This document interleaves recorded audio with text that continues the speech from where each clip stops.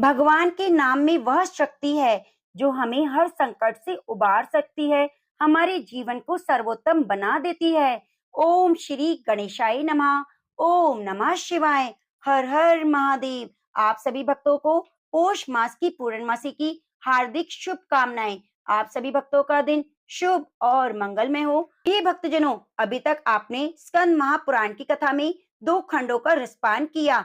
आज से आप रसपान करेंगे अरुणाचल महात्म्य खंड, जिसमें भगवान शंकर का अरुणाचल रूप से प्रकट होना, ब्रह्मा विष्णु द्वारा उनकी स्तुति करना और शिव के विभिन्न तीर्थों की महिमा का वर्णन किया गया है। तो प्रिय भक्तों, आप स्कंद महापुराण की कथा को पूरा पूरा जरूर सुनिए और अपना स्नेह इसी तरह बनाए रखिए।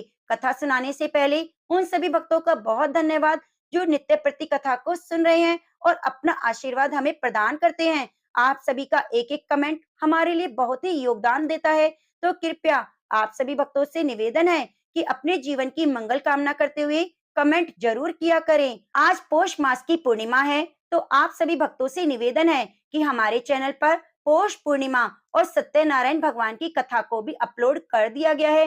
तो कृपया आप पौष पूर्णिमा और सत्यनारायण भगवान की कथा को भी जरूर सुनिए और उसे भी अपना स्नेह और प्यार दीजिए। आइए भगवान श्री गणेश का ध्यान करते हुए कथा का शुभ आरंभ करते हैं। जय श्री गणेश। आज सोमवार के दिन सुनते हैं सबसे पहले भगवान शिव की शिव पुराण में वर्णित मनमोहक कथा। बहुत समय पहले बाष्कल नामक गांव में एक विदुर नाम का ब्राह्मण रहता था। वह अधर्मी, दुरात्मा और महापापी था। उसकी स्त्री बहुत सुंदर थी। उसका नाम चंचला था। वह सदा उत्तम धर्म का पालन करती, परंतु विदुर वैश्यगामी था। इस तरह कुकर्म करते करते बहुत समय व्यतीत हो गया। उसकी स्त्री काम से पीड़ित होने पर धर्म नाश के भय से कलेश सहकर भी काफी समय तक धर्म भ्रष्ट नहीं हुई, परंतु आगे चलकर वह भी दुराचारी पति के आचरण से प्रभावित होकर दुराचारी और अपने धर्म से विमुख हो गई। इस तरह दुराचार में डूबे हुए उन पति पत्नी का बहुत समय व्यर्थ व्यतीत हो गया। बहुत समय पहले बाष्कल नामक गांव में विदुर नाम का ब्राह्मण रहता था। वह अधर्मी, दुरात्मा और महान पापी था। उसकी स्त्री बहुत सुंदर थी। उसका नाम चंचला था। वह सदा उत्तम धर्म का पालन करती, परंतु विदुर वैश्यगामी था। इस तरह कुकर्म करते हुए बहुत समय व्यतीत हो गया। उसकी स्त्री काम से पीड़ित होने पर भी धर्म नाश के भय से कलिश सहकर भी काफी समय तक धर्म से भ्रष्ट नहीं हुई, परंतु आगे चलकर वह भी दुराचारी पति के आचरण से प्रभावित होकर दुराचारी और अपने धर्म से विमुख हो गई। इस तरह दुराचार में डूबे हुए उन पति पत्नी का बहुत सा समय व्यर्थ व्यतीत हो गया। वैश्यगामी, दूषित बुद्धि वाला वह दुष्ट ब्राह्मण विदुंकारी नरक में चला गया। बहुत समय तक नरक के दुखों को भोगकर वह मूढ़ बुद्धि पापी विंध्य पर्वत पर भयंकर पिशाच हुआ। इधर उर दुराचारी बिंदु के मारे जाने पर वह चंचला नामक स्त्री बहुत समय तक पुत्रों के साथ अपने घर में रहती रही। पति की मृत्यु के बाद वह भी अपने धर्म से गिरकर पर पुरुषों का संग करने लगी। सती विपत्ति में भी अपने धर्म का पालन नहीं छोड़ती। यही तो तप है। कठिन तो होता है, लेकिन इसका फल मीठा होता है। एक दिन देव योग से किसी पुण्य पर्व के आने पर वह अपने भाई बंधुओं के साथ गोकर्ण क्षेत्र में गई। उसने तीर्थ के जल में स्नान किया और बंदी जनों के साथ वहां घूमने लगी। वह एक देव मंदिर में गई। वहां उसने एक ब्राह्मण के मुख से भगवान शिव की परम पवित्र और मंगलकारी कथा सुनी। ब्राह्मण कह रहे थे, जो स्त्रियां व्यभिचार करती हैं वे मरने के बाद यमलोक में जाती हैं। तब यमराज के दूत उन्हें तरह तरह की यातना देते हैं कि वे कामांगर लोह के डंडों से दागे जाते हैं, तप्त लोह के डंडों से उनका संसर्ग कराते हैं और सारे दंड इतनी वेदना देने वाले होते हैं कि जीव पुकार पुकार कर कहता है कि अब ऐसा नहीं करेगा, लेकिन यमदूत उसे छोड़ते नहीं। कर्मों का फल तो सभी को भोगना पड़ता है। देव, ऋषि, मनुष्य सभी इसी से बंधे हैं। ब्राह्मण के मुख से वे वैराग्य बढ़ाने वाली कथा को सुनकर चंचला भय से व्याकुल हो गई। कथा समाप्त होने पर सभी लोग वहां से चले गए। तब कथा बांचने वाले ब्राह्मण देवता ने चंचला से कहा, हे ब्राह्मण, धर्म को न जानने के कारण मेरे द्वारा बहुत बड़ा दुराचार हुआ है। स्वामी, मेरे ऊपर कृपा कर मेरा उद्धार कीजिए। आपके प्रवचन को सुनकर मुझे इस संसार से वैराग्य हो गया है। मुझ मूर्छित वाली पापिन को धिक्कार है। मैं निंदा के योग्य हूँ। मैं बुरे विषयों में फंसकर अपने धर्म से विमुख हो गई थी। कौन मुझ जैसी को मार्ग में मन लगाने वाली पापिन का साथ देगा? जब यमदूत मेरे गले में फंदा डालकर मुझे बांधकर ले जाएंगे और नरक में मेरे शरीर के टुकड़े करेंगे, तब मैं कैसे उस महान यातना को सहन कर पाऊंगी? मैं सब प्रकार से नष्ट हो गई हूँ, क्योंकि अभी तक मैं हर तरह से पाप में डूबी रही। हे ब्राह्मण, आप मेरे गुरु हैं, आप ही मेरे माता पिता हैं। आपके शरण में मैं आई हूँ। मुझ अबला का अब आप उद्धार कीजिए। इस प्रकार विलाप करती हुई चंचला ब्राह्मण देवता के चरणों में गिर पड़ी। तब ब्राह्मण ने उसे कृपा पूर्वक उठाया और इस प्रकार कहा, नारी, तुम सौभाग्यशाली हो जो भगवान शंकर की कृपा से तुम्हें वैराग्यपूर्ण यह कथा सुनी और कथा को सुनकर समय से अपनी गलती का एहसास कर लिया। तुम डरो मत और भगवान शिव की शरण में जाओ। उनकी परम कृपा से तुम्हारे सभी पाप नष्ट हो जाएंगे। मैं तुम्हें भगवान शिव की कथा सहित वह मार्ग बताऊंगा जिसके द्वारा तुम्हें सुख देने वाली उत्तम गति प्राप्त होगी। शिव कथा सुनने से तुम्हारी बुद्धि शुद्ध हो गई है और तुम्हें पश्चाताप हुआ है। मन में वैराग्य उत्पन्न हुआ है। पश्चाताप ही पाप करने वाले पापियों के लिए सबसे बड़ा प्रायश्चित है। जो मनुष्य अपने को कर्म के लिए प्रायश्चित नहीं करता, वह उत्तम गति प्राप्त नहीं करता, परंतु जिसे अपने कुकृत्य पर हार्दिक पश्चाताप होता है, वह अवश्य ही उत्तम गति का भागीदार होता है। इसमें शक नहीं। शुद्ध चित्त में ही भगवान शिव और माता पार्वती का वास होता है। वह शुद्ध आत्मा पुरुष भगवान सदाशिव के पद को प्राप्त होता है। इस कथा का श्रवण सभी मनुष्यों के लिए कल्याणकारी है, अतः इसकी आराधना और सेवा करनी चाहिए। हे ब्राह्मण पत्नी, तुम अन्य विषयों से अपने मन को हटाकर भगवान शंकर की इस परम पावन कथा को सुनो। इससे तुम्हारे चित्त की शुद्धि होगी और तुम्हें मोक्ष की प्राप्ति होगी। जो मनुष्य निर्मल हृदय से भगवान शिव के चरणों का चिंतन करता है, उसकी एक ही जन्म में मुक्ति हो जाती है। यह कहकर वह ब्राह्मण चुप हो गए। उनका हृदय करुणा से भर गया। वे ध्यान में मग्न हो गए। ब्राह्मण का उपदेश सुनकर चंचला के नेत्रों में आनंद के आंसू छलक आए। वह हर्ष से भरे हृदय से ब्राह्मण देवता के चरणों में गिर गई और हाथ जोड़कर बोली, मैं कृतार्थ हो गई। हे ब्राह्मण शिव, भक्तों में श्रेष्ठ स्वामिन, आप धन्य हैं। आप परमार्थदर्शी हैं और सदा परोपकार में लगे रहते हैं। साधु, मैं नरक के समुद्र में गिर रही हूँ। कृपया मेरा उद्धार कीजिए। जिस पौराणिक और अमृत के समान कथा की बात आपने की है, उसे सुनकर मेरे मन में वैराग्य उत्पन्न हुआ है। उस अमृतमय कथा को सुनने के लिए मेरे मन में बड़ी श्रद्धा हो रही है। कृपया आप मुझे उसे सुनाइए। कथा सुनने की इच्छा मन में लिए हुए चंचला उस ब्राह्मण देवता की सेवा में वहीं रहने लगी। उस गोकर्ण नामक महान क्षेत्र में उस ब्राह्मण देवता के मुख से चंचला भगवान शिव की भक्ति, ज्ञान और वैराग्य बढ़ाने वाली, मुक्ति देने वाली परम उत्तम कथा सुनकर कृतार्थ हुई। उसका चित्त शुद्ध हो गया। वह अपने हृदय में शिव के सगुण रूप का चिंतन करने लगी। वह सदैव शिव सच्चिदानंद में स्वरूप का स्मरण करती थी। इसके बाद अपना समय पूर्ण होने पर चंचला ने बिना किसी कष्ट के अपना शरीर त्याग दिया। उसे लेने के लिए एक दिव्य विमान वहां पहुंचा। वह विमान शोभा साधनों से सजा था और शिवगणों से सुशोभित था। चंचला विमान से शिवपुरी पहुंची। उसके सारे पाप धुल गए। वह दिव्य रूप धारणी दिव्यांगना हो गई। वह गौरंगी देवी मस्तक पर अर्धचंद्र का मुकुट और अन्य दिव्य आभूषण पहने शिवपुरी में पहुंची। वहां उसने सनातन देवता, त्रिनेत्रधारी महादेव शिव को देखा। सभी देवता उनकी सेवा में भक्ति भाव से उपस्थित थे। उनकी अंग कांति करोड़ों सूर्यों की समान प्रकाशित हो रही थी। 5 मुख और हर मुख में 3-3 नेत्र थे। मस्तक पर अर्धचंद्र आकार मुकुट शोभायमान हो रहा था। कंठ में नील चिन्ह, उनके साथ में देवी गौरी विराजमान थी, जो विद्युत पुंज के समान प्रकाशित हो रही थी। महादेव जी की कांति कपूर के समान गौर थी। उनके शरीर पर श्वेत वस्त्र थे और शरीर श्वेत भस्म से युक्त था।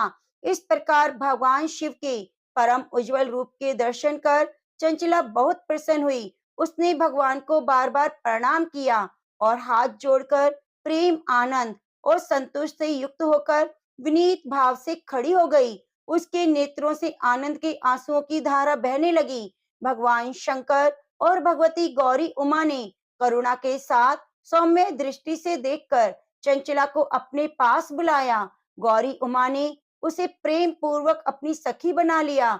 चंचला सुख पूर्वक भगवान शिव के धाम में उमा देवी की सखी के रूप में निवास करने लगी। एक दिन चंचला आनंद में मग्न उमा देवी के पास गई और दोनों हाथ जोड़कर उनकी स्तुति करने लगी। हे गिरिजा नंदिनी, स्कंद माता उमा, आप सभी मनुष्यों और देवताओं द्वारा पूजित और सभी सुखों को देने वाली हैं। आप शंभु प्रिया हैं, आप ही गुणा निर्गुणा हैं। हे सच्चिदानंद स्वरूपा, आप ही प्रकृति की पोषक हैं।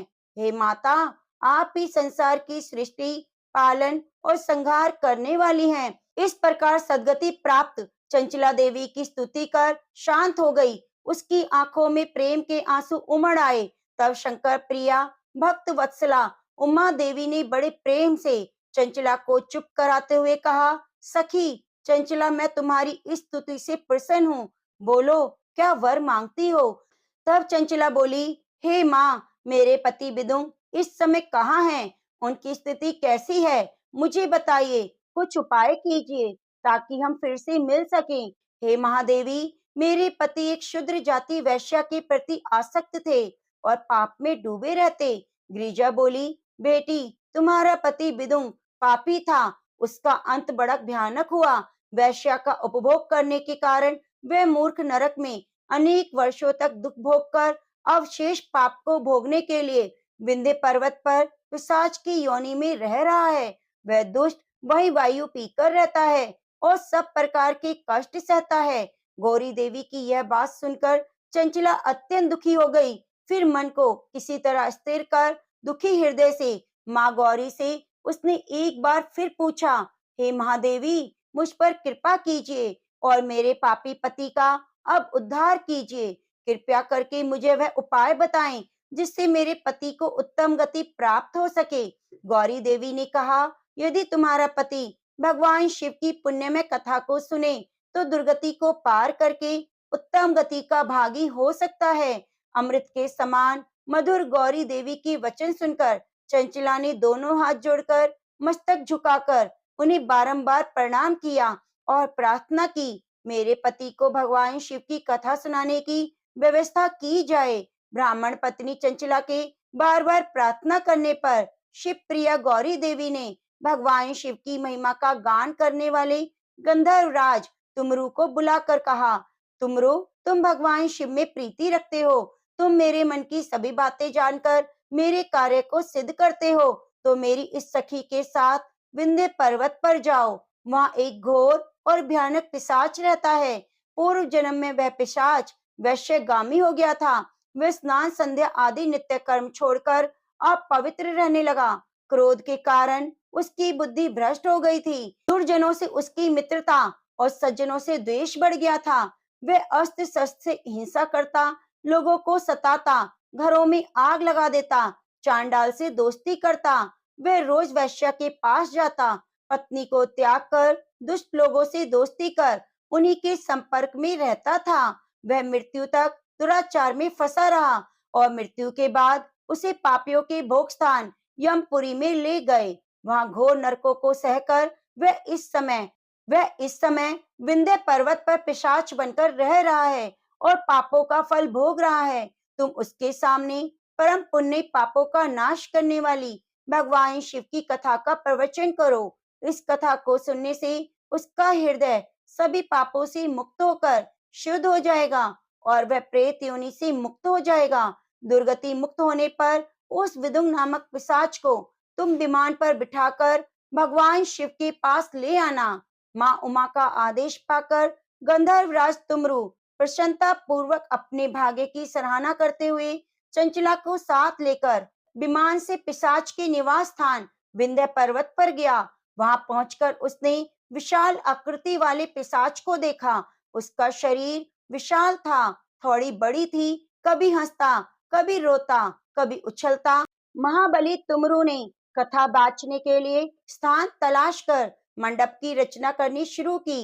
इस बात का पता लोगों को चल गया कि एक पिशाच के उद्धार के हेतु देवी पार्वती की आज्ञा से तुमरू भगवान शिव की कथा सुनाने विंध्य पर्वत पर आया है। उस कथा को सुनने के लोभ से बहुत से देवऋषि वहां पहुंच गए। सभी को आदर पूर्वक स्थान दिया गया। पिशाच बिंदु को पाशों में बांधकर आसन पर बिठाया गया। तब तुमरू ने परम उत्तम भगवान शिव की अमृतमय कथा का गान शुरू किया, जिससे सभी श्रोता कृतार्थ हो गए। परम पुण्य कथा को सुनकर पिशाच सभी पापों से मुक्त हो गया। उसने पिशाच शरीर का त्याग कर दिया। शीघ्र ही उसका रूप दिव्य हो गया। उसका शरीर गौर वर्ण का हो गया। शरीर पर श्वेत वस्त्र और पुरुषों के आभूषण आ गए। इस प्रकार दिव्य देहधारी विदुम अपनी पत्नी चंचला के साथ स्वयं भी भगवान शिव का गुणगान करने लगा। उसे दिव्य रूप में देखकर सभी को बहुत आश्चर्य हुआ। उसका मन परम आनंद से परिपूर्ण हो गया। सभी भगवान महेश्वर के अद्भुत चरित्र को सुनकर कृतार्थ होकर उनका यशोगान करते हुए अपने अपने धाम को चले गए। विदुम अपनी पत्नी चंचला के साथ विमान में बैठकर शिवपुरी की ओर चल दिया। महेश्वर के गुणों का गान करता हुआ विदुम अपनी पत्नी चंचला और तुमरू के साथ शीघ्र ही शिवधाम पहुंच गया। भगवान शिव, देवी पार्वती ने उसे अपना पार्षद बना लिया। दोनों पति पत्नी सुख पूर्वक भगवान महेश्वर और देवी गौरी के चरणों में अविचल निवास पाकर धन्य हो गए। तो प्रेम से बोलिए उमा महेश्वर भगवान की जय हो। अब आइए सुनते हैं स्कंद महापुराण में आगे की कथा। नैमिषारण्य निवासी मुनियों ने कहा, सूत जी, अब हम लोग आपसे अरुणाचल महात्म्य में सुनना चाहते हैं। श्री सूत जी बोले, महर्षियों, प्राचीन काल की बात है। ब्रह्मा जी सत्यलोक में कमल के आसन पर विराजमान थे। उस समय महात्मा सनक ने उन्हें प्रणाम करके हाथ जोड़कर पूछा, भगवान, आप संपूर्ण भुवन के आधार, वेद वैद्य पुरुष हैं, चतुर्मुख, आपकी कृपा से मुझे संपूर्ण विज्ञान प्राप्त है। दया निधि, भूमंडल के सभी शिवलिंगों में जो परम निर्मल दिव्य और अपरिचित महिमा से युक्त है, जिसके नाम से स्मरण मात्र से सभी पातकों का विनाश हो जाता है, जो मनुष्य को सदा भगवान शिव का सारूप्य प्रदान करने वाला है, जिसका आदि नहीं है, जो समस्त जगत का आधार और भगवान शंकर का अविनाशी तेज है, जिसका दर्शन करके जीव कृतार्थ हो जाता है, उसकी महिमा का मुझे उपदेश कीजिए। ब्रह्मा जी ने कहा, बेटा, तुमने मेरे अंतःकरण में पुरातन शिव योग की स्मृति दिलाई है। तुम्हारे प्रति आदर का भाव होने से मैंने चिंतन करके उस योग को स्मरण कर लिया है। तुम्हारी अधिक तपस्या के प्रभाव से मेरे चित्त में परम उत्तम शिव शक्ति का उदय हुआ है, जिसने मेरे हृदय को क्षण भर में अपनी ओर आकृष्ट सा कर लिया है। जिन पुरुषों की सदा आकुलता रहित भगवान सदाशिव के प्रति भक्ति बढ़ती है, वे अपने चरित्रों से सदाशिव के प्रति जगत को पवित्र कर देते हैं। शिव भक्तों के साथ वार्तालाप, निवास, मेल जोल, उनका दर्शन, स्मरण सब पापों का नाश करने वाला है।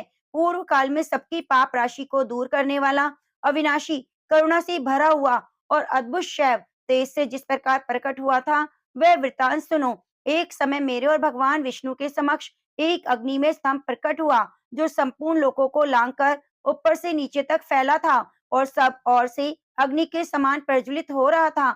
उसका कहीं भी आदि अंत न होने के कारण वह संपूर्ण दिगंतों में व्याप्त जान पड़ता था। भगवान शिव के उस तेजोमय स्वरूप को देखकर मैंने भक्तिपूर्ण चित्त से उनका मानसिक पूजन किया और अपने चारों मुखों से वेद मंत्रों का उच्चारण करते हुए शिव की इस प्रकार स्तुति की, जो संपूर्ण लोकों को उत्पत्ति के एकमात्र हेतु हैं। उन परम मनोहर भगवान शिव को नमस्कार है।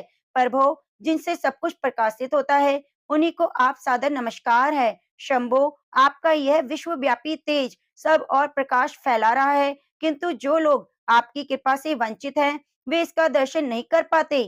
ठीक वैसे ही जैसे जन्म के अंधे सूर्य को नहीं देख पाते, अपने आप प्रकट हुआ यह निर्मल लिंग अध्यात्म दृष्टि से देखने योग्य है। ये भीतर और बाहर सर्वत्र विराजमान है, ऐसा आपके भक्त अनुभव करते हैं। देवेश्वर, जैसे दर्पण अपने में प्रतिबिंब धारण करता है, उसी प्रकार योगी जन अपने अंतर आत्मा में आपके इस प्रज्वलित तेज अपरिच्छेद विग्रह का दर्शन करते हैं, अथवा भगवान शंकर की नित्य शक्ति सूक्ष्म से भी अति सूक्ष्म है, वह शक्ति मुझ में भी विलीन होती है, अतः मुझसे बढ़कर दूसरा नहीं है। अणु भी आपकी कृपा का पात्र बन जाने पर निश्चय ही महत्व को प्राप्त होता है। आपसे बढ़कर तो कोई है ही नहीं, किंतु आपका ही आश्रय लेने के कारण मुझे बढ़कर भी दूसरा कोई नहीं। भगवान, आप में लगाया हुआ मन आपसे एक क्षण के लिए भी वियोग नहीं चाहता, फिर किसकी प्रेरणा से मेरी वाणी आपकी महिमा के वर्णन में प्रवृत्त हो। ईश महाभुवनों में सबसे उत्कृष्ट है, अतः स्वयं ही कृपया करके मुझ पर प्रसन्न होइए।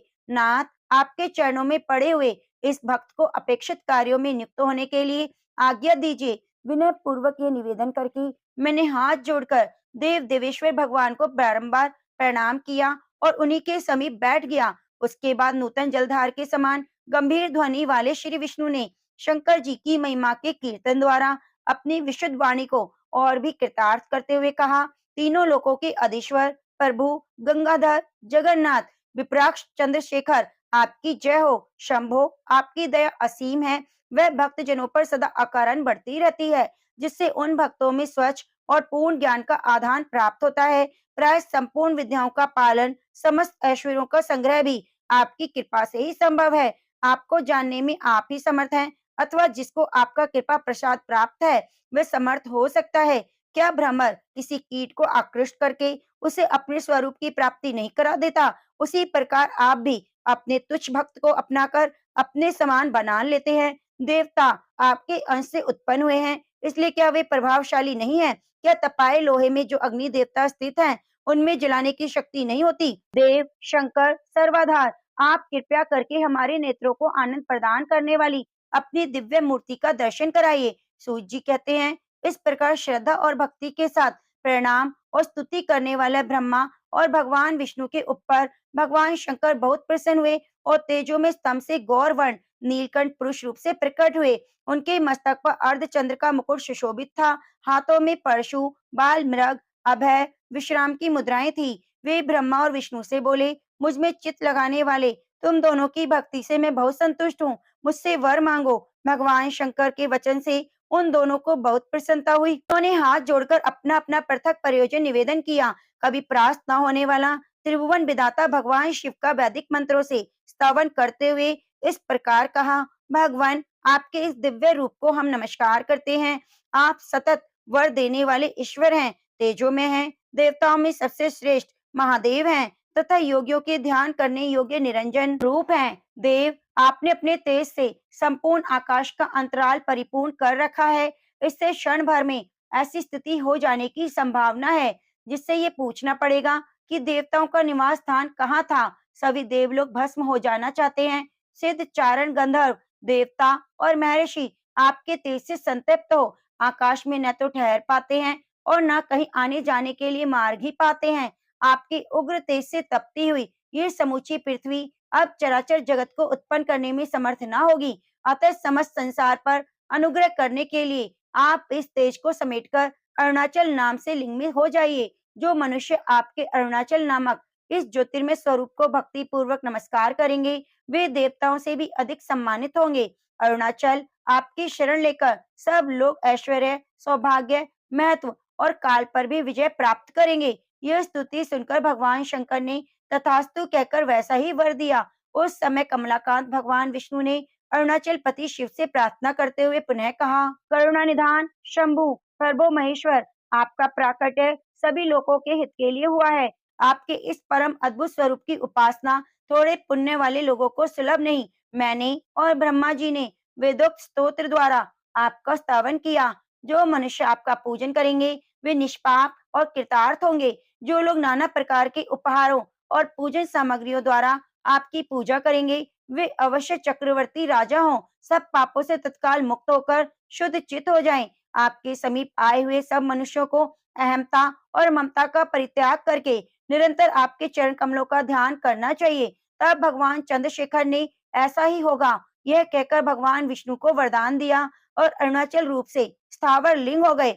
समस्त लोगों को एकमात्र कारण ये तेजस लिंग अरुणाचल नाम से विख्यात हो। इस भूतल पर दृष्टिगोचर हो रहा है। प्रलय काल में संपूर्ण लोगों को अपने भीतर डुबो देने वाले चारों समुद्र भी इस अरुणाचल के निकट की भूमि का स्पर्श तक नहीं कर पाते। ब्रह्मा जी बोले, हे सनक, अरुणाचल रूप से स्थित हुए भगवान शंकर के स्वरूपों का जो लोग दर्शन और नमस्कार करते हैं, वे निश्चय कृतार्थ हो जाते हैं। अरुणाचल का दर्शन, सभी तीर्थों में स्नान, संपूर्ण यज्ञों के अनुष्ठान का फल देने वाला है। उससे भगवान सदाशिव की प्रसन्नता प्राप्त होती है। जो लोग प्रदक्षिणा, नमस्कार, तपस्या नियमों द्वारा अरुणाचल भगवान की पूजा करते हैं, भगवान शिव उनके अधीन हो जाते हैं। तपस्या, योग और दान से भी भगवान शंकर वैसे प्रसन्न नहीं होते जैसे कि एक बार अरुणाचल के दर्शन से होते हैं। जिसके द्वारा अरुणाचल लिंग की पूजा होती है, उसे कलयुग का दोष प्राप्त नहीं होता, उसकी आदि व्याधि भी नहीं बढ़ने पाती। नैमिषारण्य तीर्थ में निवास करने वाले मुनियों ने सूत जी से कहा, सब स्थानों में जो शिव जी का परम उत्तम स्थान हो, उसका हमसे वर्णन करो। सूत जी बोले, मुनियों, पूर्व काल में नंदीश्वर के मुख से मार्कंडेय जी ने जो कुछ सुना था, उसका वर्णन करता हूँ, आदर पूर्वक सुनो।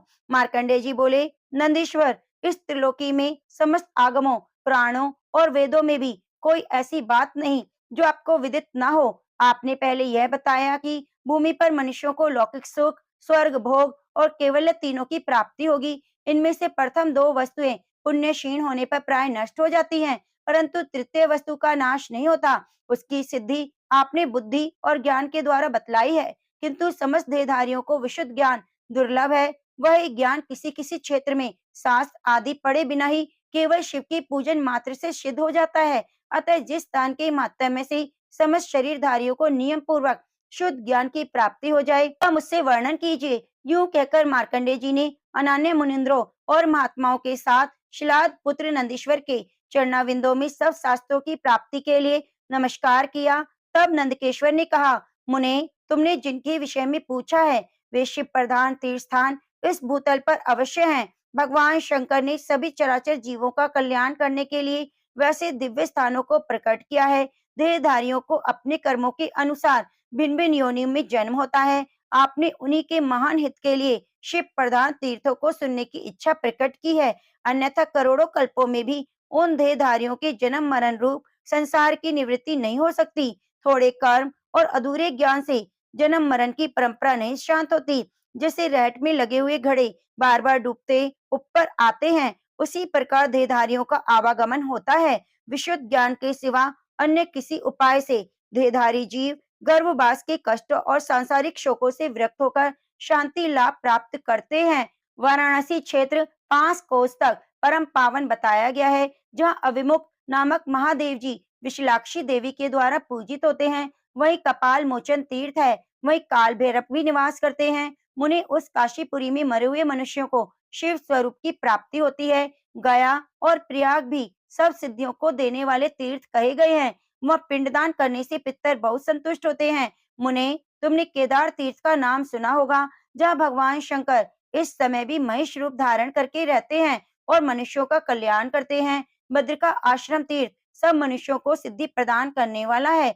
वहाँ देवी पार्वती जी के साथ महादेव जी नर नारायण द्वारा पूजित होकर रहते हैं। तुमने नैमिषारण्य क्षेत्र का नाम भी सुना होगा, जहाँ त्रिपुरासुर का विनाश करने वाले देवादिदेव महादेव जी निवास करते हैं। अमरेश तीर्थ भी सब पुरुषार्थों का साधक बताया गया है। वहाँ ओमकार नाम वाले महादेव जी और चंडिका नाम से प्रसिद्ध पार्वती जी निवास करती हैं। पुष्कर नामक महातीर्थ में रजोगंधी शिव और पुरुहोता देवी निवास करती हैं। आषाढ़ी नामक पवित्र तीर्थ स्थान है, वहाँ आषाढ़ेश महादेव और रति नाम वाली देवी निवास करती हैं। डंडी मुंडी नाम से प्रसिद्ध जो तीर्थ स्थान है, वह मुंडी महादेव और दंडिका देवी निवास करती हैं। लाकुली नामक विशुद्ध तीर्थ है, जहाँ लाकुलीश महादेव और सर मंगला देवी निवास करती हैं। भार भूति नामक स्थान में भार नामक शिव और भूति नाम वाली पार्वती रहती हैं। अराकलेश्वर नामक स्थान है, जहाँ सुषम नाम वाले शिव और सुषमा नाम वाली गिरिजा कुमारी निवास करती हैं। कुरुक्षेत्र नामक स्थान है, जहाँ स्थानु नाम वाले महादेव और स्थानु प्रिया नाम वाली महादेवी निवास करती हैं।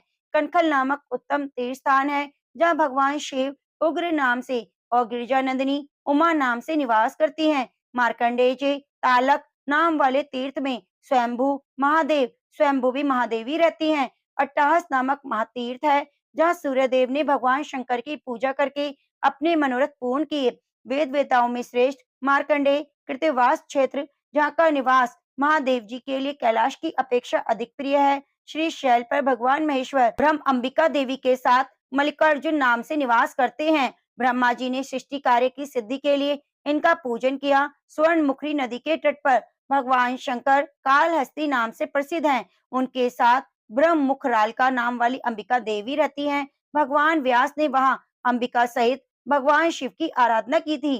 कांचीपुरी में एक आम वृक्ष के नीचे कामाक्षी देवी के साथ भगवान शिव काम शासन नाम से निवास करते हैं।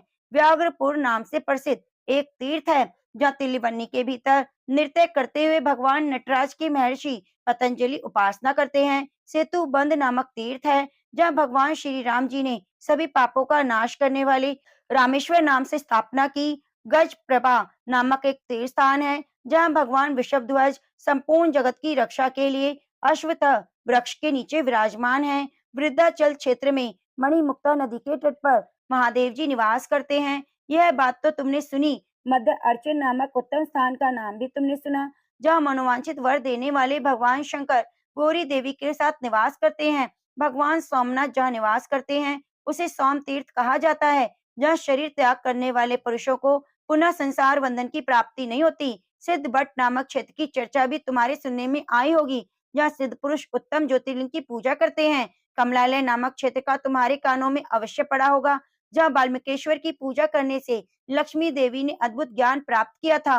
द्रोणपुर नामक तीर्थ को तुम जानते हो, जहाँ कलयुग की समाप्ति में समुद्र के शुद्ध होने पर भगवान पार्वती पति नौका पर आरूढ़ होते हैं।